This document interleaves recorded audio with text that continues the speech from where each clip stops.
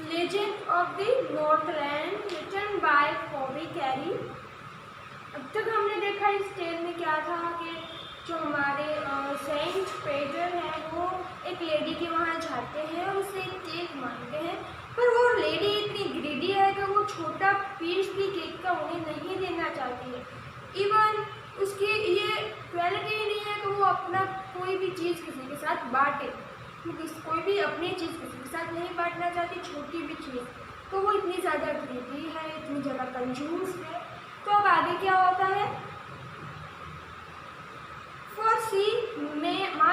for she said, my cakes that seem too small, when I eat of them myself, are yet too large to give away, so she put them on the shelf। यहाँ पे stanza में क्या कहा है, उस lady की बात की। वो लेडी कहती है कि ये केक तो बहुत ज़्यादा छोटे लगते हैं मुझे जब मैं खुद इसे खाती हूँ, पर अगर मुझे किसी और को देना होता है ये केक्स तो मुझे ये केक स्मॉल केक्स भी बहुत ज़्यादा बड़े लगते हैं। और वो कहती है इसलिए उसने वो सारे केक्स जो है वो अपने सेल्फ में रखे और हमारे जो सेंट पीटर है उसको केक नहीं दिया। यानी कि वो ये बहुत ज़्यादा ग्रीडी है, इसलिए वो जब खुद सेल्फिश है, इसलिए वो जब खुद केक खाती है तो उसे वो सारे केक्स बड़े नहीं लगते, स्मॉल लगते। पर वही केक जब वो किसी और को देना चाहती है तो वो केक्स उसे बड़े लगते हैं। Then good Saint Peter grew angry, for he was hungry and faint. And surely such a woman was enough to provoke a saint. यहाँ पे provoke मीन्स क्या होगा, make angry। अब यहाँ पे उन्होंने जब नहीं दिया सेंट को, लेडी ने, उस लेडी ने सेंट को एक भी केक नहीं दिया, तो के जो सेंट पीटर थे वो बहुत ज़्यादा एंग्री हो गए। वो एक तो हंग्री थे, वीक लग रहे थे थोड़े से, क्योंकि उन्होंने बहुत ज़्यादा ट्रैवल किया था, उन्होंने कुछ खाया नहीं था, इस वजह से वो हंग्री भी थे। और वो जो ये वुमन कर रही थी वो उन्हें ज़्यादा गुस्सा दिला रही थी, तो फिर वुमन ने है वो केक नहीं दिया तो वो ज़्यादा और गुस्सा हो गई। ये सारी चीज़ें उन्हें और ज़्यादा प्रोवोक करने लगी, यानी कि एंग्री करने लगी। तो सेंट पीटर बहुत ही ज़्यादा एंग्री हो गई ये देख के कि ये लेडी तो बहुत ज़्यादा ग्रीडी है, इसमें तो बहुत ज़्यादा ग्रीड भरी हुई है, लालच भरी हुई है। And he said, you are far too selfish to dwell in human form, to have both food and shelter, after fire to keep you warm। अब जो हमारे सेंट पीटर हैं वो बहुत ज़्यादा गुस्सा हो जाते हैं और वो क्या कहते हैं कि तुम तो बहुत ज़्यादा सेल्फिश हो, बहुत ज़्यादा जो है वो लालची हो, ग्रीडी हो, तुम अपने बारे में ही सोचती हो, तुम्हें ये वुमन फॉर्म में होना ही नहीं, तुम्हें ये वुमन फॉर्म मिला है, तुम्हें फूड मिला है, शेल्टर मिला है और तुम्हें अपने आप को वार्म रखने के लिए ये फायर भी मिली है, पर तुम्हें जो है इसके कारण तुम्हारे अंदर ग्रीड आ गई है, जो नेचुरली ह्यूमन में होती है ग्रीड, पर इतनी ज़्यादा नहीं होती है। अब वो कहते हैं कि तुम डिजर्व नहीं करती हो ये वो ह्यूमन फॉर्म है। ह्यूमन्स क्या होते हैं, जनरली काइंडनेस होती है उनमें, पर यहाँ पे ये तो लेडी प्रॉपरली देखो तो उसमें सेल्फिशनेस ही थोड़ी हुई है, जरा भी थोड़ी सी भी इसमें काइंडनेस नहीं दिख रही है। तो यहाँ पे सेम कहते हैं कि तुम तो एक ह्यूमन फॉर्म हो, ह्यूमन में हो, मतलब कि ह्यूमन बीइंग हो जिसमें बहुत सारी क्वालिटीज होती है, पर तुम में तो सिर्फ एक क्वालिटी है, सेल्फिशनेस है, ग्रीड है। आगे वो क्या कहते हैं, Now you shall build as a bird do and shall get your scanty food by boring and boring and boring all day in the hard dry wood। यहाँ पे बात की है उन्होंने कहा Now you shall build as the bird do and shall get your scanty food। अब बहुत ही ज़्यादा गुस्सा हो जाते हैं सेंट पीटर, तो वो कहते हैं तुम्हें तो एक बर्ड होना चाहिए था और तुम्हें एक बर्ड ही होना चाहिए जो स्कैंटी फूड मीन्स कि फूड के लिए यहाँ वहाँ पर टकता है, उसे थोड़ा बहुत ज़्यादा फूड नहीं मिलता, थोड़ा ही फूड मिलता है, जो खुद अपना जो है would say, dial would say, मतलब कि जो वहाँ पे बर्ड्स होते हैं जो लकड़हारे जिसे हम कहते हैं, तो उस बर्ड के जैसा होना चाहिए जो पूरा दिन लकड़ी को खोदते रहते हैं, अपना घर बनाते रहते हैं और इतनी ज़्यादा मेहनत करते हैं फिर भी, और वो खाने के लिए भी बहुत ज़्यादा मेहनत करते हैं, तब उन्हें थोड़ा सा फूड मिलता है। तो तुम्हें तो वैसे बर्ड होना चाहिए, तुम्हें पता चले कि मतलब कि किसी भी चीज़ को पाना कितना मुश्किल है, तो यहाँ पे इस बात को प्रीफर कर रहे हैं कि हमारे पास अगर कुछ है और हमें मतलब कि हमारे पास ओवर है तो हमें उसे बांटना चाहिए। सेल्फिशनेस के कारण या फिर ग्रीड के कारण उसे इतना भी हमारे अंदर इतनी सारी क्वालिटीज़ हैं तो हमें सिर्फ ग्रीड और सेल्फिशनेस के बारे में नहीं सोचना चाहिए। हमें जो बाकी के लोग हैं उसके साथ काइंडली बिहेव करना चाहिए, बांटना चाहिए चीज़ें अगर हमारे पास हैं अवेलेबल तो। वरना तो कितने सारे लोग हैं ऐसे बहुत मेहनत करते हैं पर उन्हें कुछ नहीं मिल पाता है। तो यहाँ पे इसी बर्ड की बात की है कि वो बर्ड है वो बहुत ही ज़्यादा मेहनत करती है फिर भी उसे थोड़ा सा ही फूड मिल पाता है। Then up she went through the chimney, never speaking a word, and out of the top flew woodpecker, for she changed to a bird. अब सेंट पीटर ने तुमसे क्रश दे दिया, शाप दे दिया कि तुम एक बर्ड बन जाओगी, क्योंकि तुम्हें एक बर्ड ही होना चाहिए। तुम डिजर्व ही नहीं करते ह्यूमन फॉर्म को क्योंकि तुम इतनी ज़्यादा सेल्फिश हो।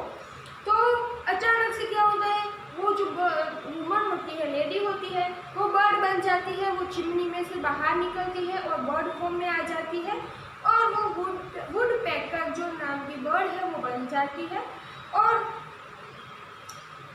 वो है जो चेंज हो जाती है बर्ड में और बाहर निकल जाती है घर से। She had a scarlet cap on her head and that was left the same, but all the rest of her clothes were burned black as a coal in the flame. अब यहाँ इस स्टैंजा में ये बात की है कि उस जो वुमन ने है उसने रेड कैप पहनी थी, तो वो रेड कैप जो है उसके ऊपर एक मार्क बन जाता है। जब वो बर्ड बनती है तो वो ऊपर का जो उसका हेड होता है वो रेड कलर का मार्क वाला बन जाता है। एंड जब वो उसके सारे क्लोथ्स होते हैं वो जो है फायरप्लेस में जो है वो जल जाते हैं, बर्न हो जाते हैं, जिस वजह से उसका जो और कोल हो जाते हैं, इस वजह से वो पूरी बर्ड की बॉडी कैसी होती है, ब्लैक हो जाती है। तो वो उसका बर्ड का जो है फॉर्म दिखा रहे हैं यहाँ पे कि कैसी बर्ड बन गई, वो रेड एंड ब्लैक कलर की बर्ड बन गई है वहाँ पे। And every country school boy has seen her in the would wear she lived in the trees till this day very day, boring and boring for food. देखिए अब उसकी grade का क्या हुआ रिजल्ट, वो है जो उसको कभी कभी कंट्री या स्कूल बॉयज़ होते हैं। कंट्री मीन्स क्या होता है, रूरल एरिया, विलेज एरिया।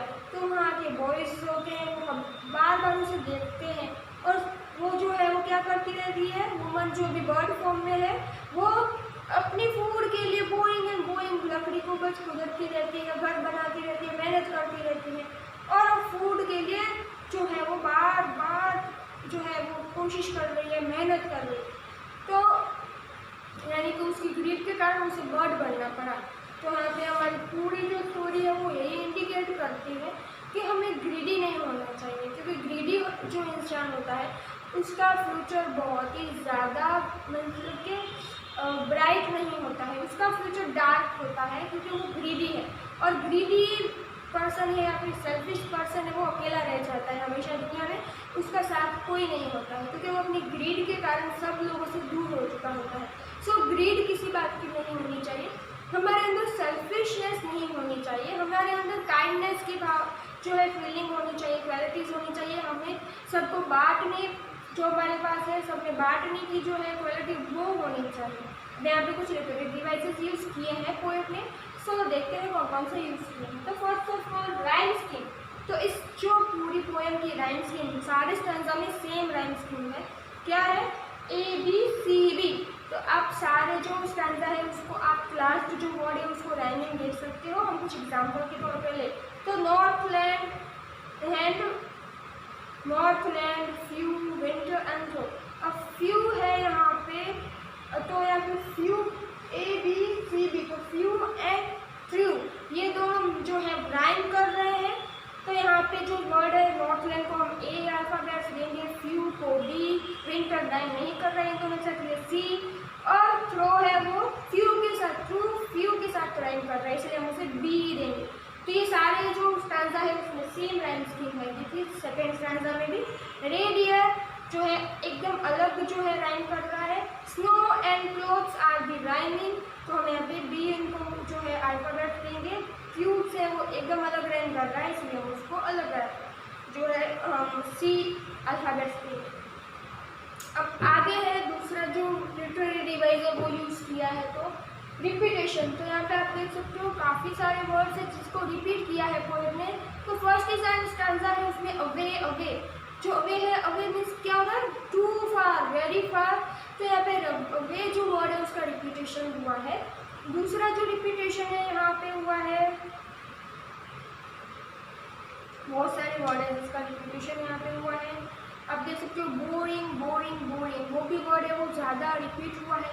फिर आप जो स्टैंजा नंबर है 9, तो 9 में रोड एंड रोल, वो भी वर्ड है वो ज़्यादा रिपीट हुआ है। फिर स्टैंजा नंबर है 12, तो उसमें बोरिंग वर्ड है वो भी ज़्यादा रिपीट हुआ है। और लास्ट स्टैंजा है 16, उसमें भी बोरिंग वर्ड जो है वो रिपीट हुआ है, तो यहाँ पे रिपीटेशन भी यूज़ हुआ है। फिर आगे है सिमिली। सिमिली क्या होती है, सिमिली जब भी हम लाइक और एज जो है वो वर्ड उसको यूज़ करके किसी चीज़ को किसी चीज़ और चीज़ के साथ कंपेयर करते हैं, एज और लाइक यूज़ करके, तब वहाँ पे हम कह सकते हैं कि सिमिली यूज़ हुआ है, कंपेरिजन हुआ है। तो आप यहाँ पे देख सकते हो सेकेंड स्टैंजा है उसमें थर्ड लाइन है childrens look like bears cub. तो चिल्ड्रंस को किसके साथ कंपेयर किया है, लाइक यहाँ पे वर्ड यूज़ किया है। और बियर्स के जो कप्स होते हैं क्यूब्स, उनके साथ यहाँ पे कंपेयर किया है, बियर्स के बच्चों के साथ चिल्ड्रंस को कंपेयर किया है, इसलिए यहाँ पे सिमिली यूज़ हुआ है। दूसरा जो है जो 9 स्टैंजा है उसमें आप देख सकते हो bake is a thin as a wafer, as का यूज़ किया है और बेक को मतलब थिन बताया है यहाँ पे वेफर के जैसे, तो यहाँ पे भी सिमिली यूज़ हुआ है। और जो लास्ट सेकेंड मतलब के 15 स्टैंजा है जो उसमें भी black as a coal in the flame, last line है जो black as a coal in the flame, उसमें भी सिमिली यूज़ किया है, एज यूज़ किया है यानी कि कोल इन द फ्लेम, ब्लैक बताया है फ्लेम को। तो यहाँ पे बताया है एनाफोरा। एनाफोरा भी यहाँ पे एनाफोरा क्या होता है कि कोई भी लाइन्स हैं वो एक ही वर्ड से शुरू होती है, यानी कि एक स्टैंजा में 2 या 3 लाइन है वो एक ही वर्ड से शुरू होती है। तो आप यहाँ पे देख सकते हो कि स्टैंजा नंबर 12 है उसमें टू, ड्वेल एंड टू है, तो टू से स्टार्ट हो रही है लाइन, तो दोनों लाइन है वो एक ही वर्ड से शुरू हो रही है। फिर 9 स्टैंजा में भी एंड, रोड एंड बेक्ड, तो एंड से शुरू हो रही है दोनों लाइन से, यहाँ पे हुआ है यूज एनाफोरा। फिर है इंजाम्पमेंट। इंजाम्पमेंट क्या होता है, इंजाम्पमेंट होता है कि जो लाइन्स हैं एक ही सेंटेंस है वो सेकेंड या थर्ड लाइन में रिपीट हुआ है उसी स्टैंजा में, और उसी जो सेंटेंस है उसके पीछे कोई पंक्चुएशन मार्क्स नहीं होते हैं और वो रिपीट हो रहा है नेक्स्ट लाइन में। तो आप यहाँ पे फर्स्ट स्टैंजा में देख सकते हो सेकेंड लाइन है where the house of the day are few, sorry third line है जैसे कि आप देख सकते हो थर्ड लाइन में and their nights are so long in winter they can not sleep them through. तो अब यहाँ पे बात की है कि जो इंजाममेंट है ये यूज़ हुआ है कि यहाँ पे कोई पंक्चुएशन मार्क्स नहीं है और वही एंड विंटर वाला जो है वो सेंटेंस नेक्स्ट लाइन में रिपीट हुआ है। तो ऐसे बहुत सारे जो स्टैंजा में बहुत सारी लाइन्स हैं जो एक ही सेंटेंस है वो दूसरी लाइन में रिपीट हो रहा है विदाउट एनी पंक्चुएशन मार्क है उसके। तो आप देख सकते हो अलग अलग स्टैंजा में इसे रिपीट हुआ है इंजाममेंट। और एक जो लिटरेरी डिवाइस है एलिट्रेशन, तो एलिट्रेशन क्या होता है कि कोई कॉन्सोनेंट्स वर्ड है और कोई भी साउंड है कॉन्सोनेंट साउंड वो रिपीट हो रहा है नियर बाय दी वर्ड, और कोई भी पास के वर्ड्स है उसमें वो साउंड है वो रिपीट हो रहा है। तो आप यहाँ पे देख सकते हो फर्स्ट स्टैंजा में द साउंड है, लास्ट लाइन में the, that, they, them and through. अब यहाँ पे जो साउंड है वो रिपीट हो रहा है। सेकेंड स्टैंजा में भी फर्स्ट लाइन में द साउंड रिपीट हो रहा है, दे, द, और जो थर्ड लाइन है सेकेंड स्टैंजा की उसमें भी ल साउंड है, चिल्ड्रंस लुक लाइक, ल साउंड है वो रिपीट हो रहा है। फिर उसके बाद वाली जो लाइन है फनी फेरी, तो एफ जो है हमारा साउंड वो रिपीट हो रहा है। उसके बाद जो स्टैंजा है उसमें फर्स्ट लाइन में दे, देन, द साउंड रिपीट हो रहा है, येट, यू जो है वाई साउंड रिपीट हो रहा है, लर्न, लेसन, ल साउंड रिपीट हो रहा है, टेल, अब यहाँ पे ट साउंड रिपीट हो रहा है। फिर स्टैंजा नंबर 5 में जो थर्ड लाइन है उसमें वेयर वुमन वॉज, तो व साउंड है वो रिपीट हो रहा है। उसके बाद वाली लाइन है उसमें द साउंड रिपीट हो रहा है, the hurt them, the hurt, तो यहाँ पे द साउंड रिपीट हुआ। उसके बाद स्टैंजा नंबर है 8, तो 8 में आप देख सकते हो सेकेंड लाइन है स्टिल एंड स्मॉलर, तो एस साउंड है वो रिपीट हो रहा है। फिर उसके बाद वाला 9th स्टैंजा है उसमें भी ट साउंड फर्स्ट लाइन में टुक टिनी, ट साउंड रिपीट हो रहा है। फिर जो उसके बाद है स्टैंजा 10 उसमें भी एस साउंड रिपीट हो रहा है। देखिए केक्स सीम्स स्मॉल, स साउंड रिपीट हो रहा है। फिर स्टैंजा नंबर 12 है 13 है उसमें भी ब साउंड है फर्स्ट लाइन में, बिल्ट बर्ड, ब साउंड रिपीट हो रहा है। फिर उसके बाद है बाय, बोरिंग बोरिंग बोरिंग, ब साउंड जो है रिपीट हो रहा है। तो यहाँ पे बहुत सारी जो है एलिट्रेशन यूज़ किए हैं, ये सारे लिटरेरी डिवाइसेस में पोएम में यूज़ किए, मैंने आपको बताया कैसे कैसे यूज़ किए हैं। अब हमारे जो ये पोएम है ये यहाँ पे इसका एंड होता है। आगे की जो पोएम में चैप्टर है हम नेक्स्ट वीडियो में पढ़ेंगे। आपको इनके सारे क्वेश्चन आंसर जो है अपने बुक में लिखने हैं। तब तक के लिए have a nice day, thank you and take care.